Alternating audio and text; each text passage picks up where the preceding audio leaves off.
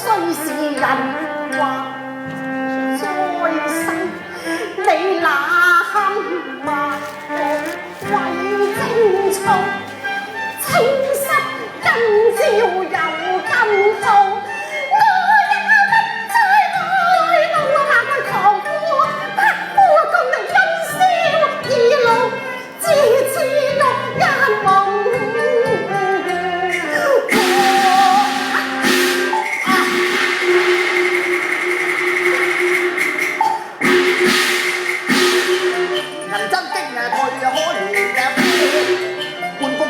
情和淚訴，聰定如清帝，何時未一糊塗？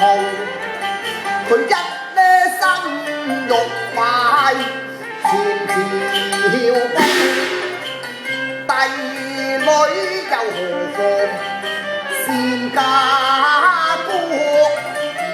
眼前只剩一段緣路啊！通先帝同官未終，太子被老皇宮，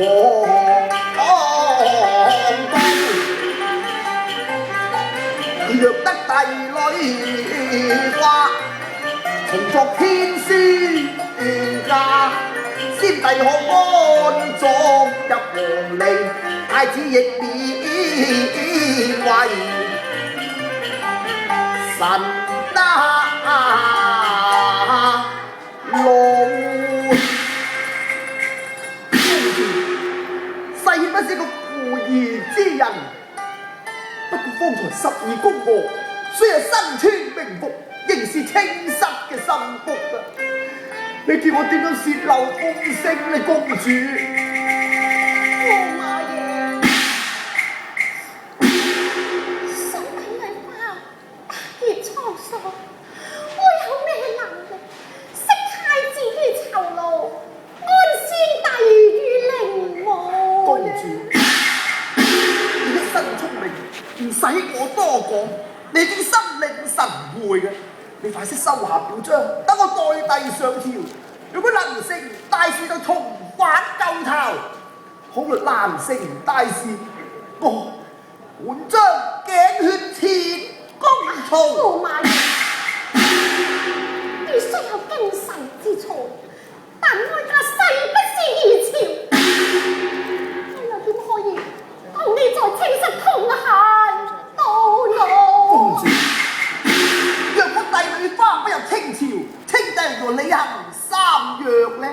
放心啦，但用在花燭之時，我準備夫妻雙雙，養育一含雙樹下，我哋嘅節義都難污嘅。